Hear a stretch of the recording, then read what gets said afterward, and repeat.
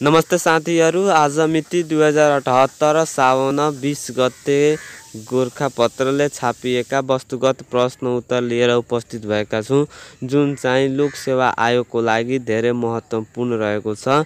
र म यो क्वेशन सुरु गर्नुभन्दा अगाडि तपाईहरुसँग अनुरोध छ कि मेरो च्यानलमा तपाई नयाँ हुनुहुन्छ भने मेरो च्यानललाई सब्स्क्राइब गर्नुस् र बेल आइकनमा प्रेस गर्नुस् कि लोक सेवा सम्बन्धित र एजुकेसनसँग सम्बन्धित कुनै पनि भिडियो नछुटोस्। र अब स्टार्ट गरौँ। क्वेशन नम्बर 1 मा रहेछ, सरकारले राष्ट्रिय योजना आयोगको उपाध्यक्षमा कसलाई नियुक्ति गर्यो? जसको एन्सर रहेछ डाक्टर विश्व पौडेल। विक्रम सम्वत 2078 साउन 12 गते। क्वेशन नम्बर 2 मा रहेछ, सिन्धुलीगढी युद्ध संग्रहालयको उद्घाटन कहिले गरियो? जसको एन्सर रहेछ विक्रम सम्वत 2078 साउन 13 गते। नेपाल र अंग्रेज युद्धमा नेपालीले 1824 सालमा विजय प्राप्त गरेको ऐतिहासिक सिन्धुलीगढीमा संग्रहालयको निर्माण गरियो। र यसको अर्को पोइन्ट रहेछ, सिन्धुलीगढी युद्ध संग्रहालयको निर्माण ऐतिहासिक सम्पदाहरूको संरक्षण साथै सिन्धुली जिल्लालाई पर्यटकीय क्षेत्रका रूपमा विकास गर्न समेत मद्दत पुग्ने जनाइएको। र अर्को रहेछ, नेपाली सेनाको नागरिक सहयोग अभियान अन्तर्गत 2076 साल भादो महिनादेखि संग्रहालय बनाउन सुरु गरिएको। र क्वेशन नम्बर 3 मा रहेछ, विश्व रेन्जर दिवस कहिले मनाइन्छन्? विश्व रेन्जर दिवस कहिले मनाइन्छन्?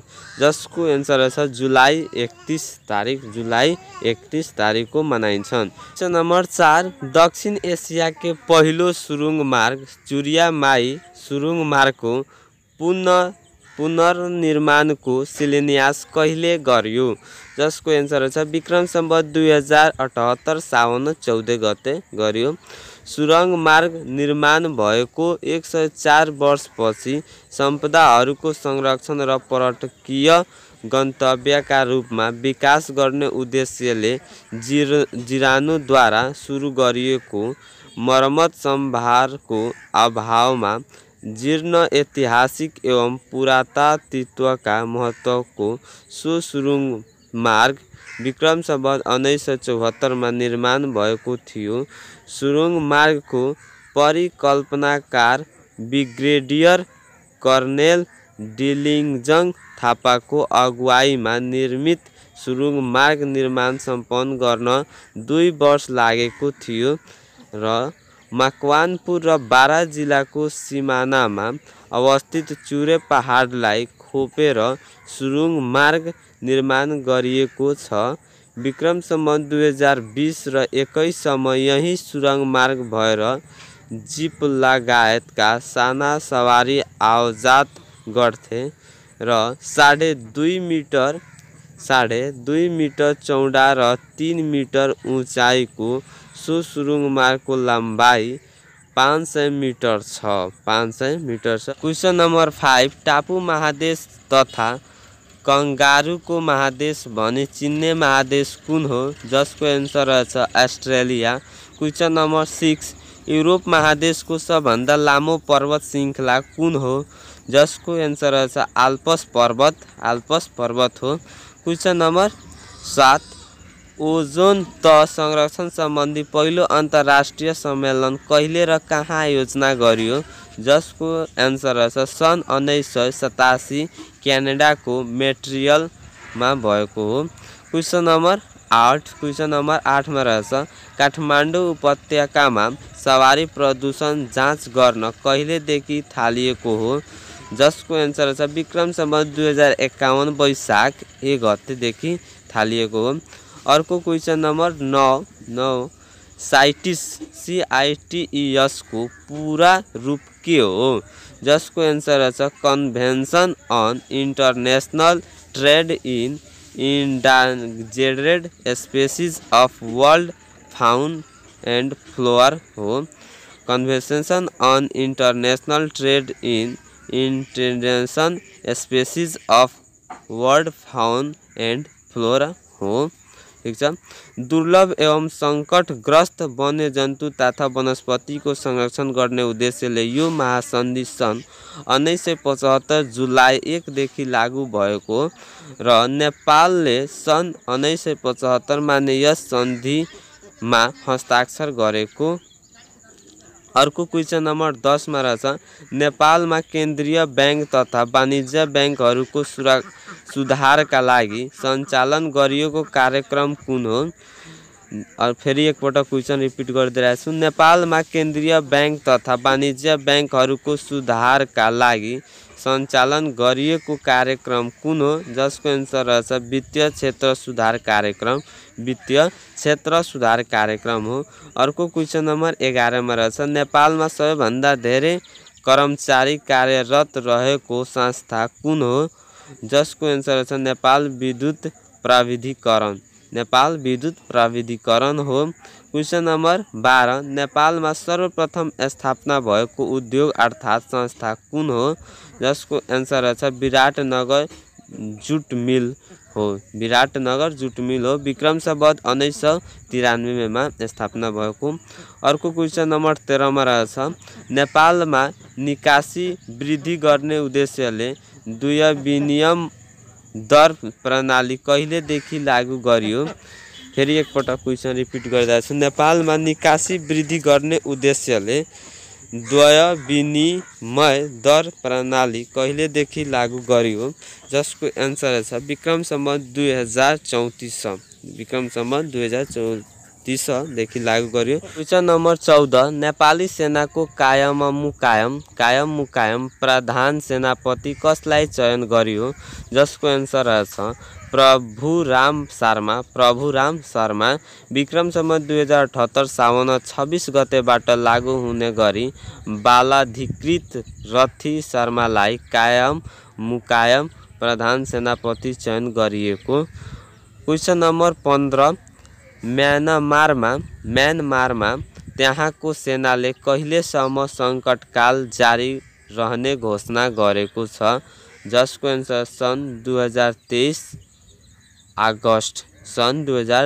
अगस्त। निर्वाचित सरकारलाई अपदस्थ गरी सैनिक शासन लागू गरेको म्यानमार सेनाले सन् 2021 अगस्त 1 मा सङ्कटकाल 2 वर्ष थपिएको घोषणा गरेको।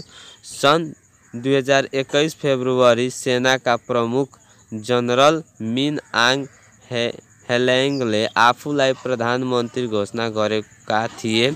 सैनिक शासन लागू गरेकै दिन सेना प्रमुख मिन आङले 1 वर्षको सङ्कटकाल घोषणा गरेका थिए। क्वेशन नम्बर 16 नेपाली कविताको क्षेत्रमा प्रयोगवादी धाराको सूत्रपात गर्ने कविता को हुन्, जसको एन्सर छ मोहन कोइराला हुन्। क्वेशन नम्बर 17 झारावादी आन्दोलनको उद्देश्य के थियो। झारावादी आन्दोलनको उद्देश्य के थियो। 17 नम्बरको एन्सर छ विदेशी तथा अन्य भाषाका आगन्तुक शब्दहरूलाई रोकी आफ्नै पन्थका चोखो नेपाली भाषा बनाउने हो। क्वेशन नम्बर 18 मन्त्री परिषदले देशभरका 753 वटा स्थानीय तहमा रोजगार सेवा केन्द्र स्थापना गर्ने निर्णय कहिले गरेको हो, जसको एन्सर छ विक्रम सम्वत 2075 मङ्सिर 3 गते। क्वेशन नम्बर 19 विश्वमै दुर्लभ एक सिङ्गे गेडाको संरक्षणका लागि सरकारद्वारा घोषित 5 वर्षीय योजनाको अवधि कुन हो, जसको एन्सर छ सन् 2017 र 2021 हो। क्वेशन नम्बर 20 काठमाडौँलाई आधुनिक नेपालको राजधानीका रूपमा कहिले घोषणा गरिएको हो, जसको एन्सर छ विक्रम सम्वत 1826 चैत्र 10 गते। विक्रम सम्वत 1826 चैत्र 10 गते। क्वेशन नम्बर 21 नेपालमा व्यावसायिक शिक्षाको सुरुवात गर्ने राजा को हुन्, जसको एन्सर छ जय स्थिति मल्ल हुन्। क्वेशन नम्बर 22 प्रसिद्ध धार्मिक तथा पर्यटकीय स्थल सुन्द्रावती सेतीदेवी कुण्ड कहाँ रहेको छ, जसको एन्सर छ दोलखा। दोलखामा रहेको छन्। सुन्द्रवती सेतीदेवी मन्दिर आसपास रहेको पहाडको एउटै ढुङ्गामा 7 वटा अद्भुत र आकर्षक कुण्ड रहेको इन्द्रवती सेतीदेवी कुण्डमा एकादशी, रामनवमी, फागु पूर्णिमा जस्ता पर्वमा ठुलो मेला लाग्ने रहेको। क्वेशन नम्बर 23 समर जंग कम्पनी स्थापना गर्ने राजा को हुन्? जसको एन्सर छ रणबहादुर शाह हुन्। राणा कालमा यसलाई चपरासीहरूको कम्पनी भनेर चिनिने। भीमसेन थापाले यो कम्पनीलाई जेल र अन्य सार्वजनिक महत्त्वका कार्यालयहरूको सुरक्षाका लागि खटाएका।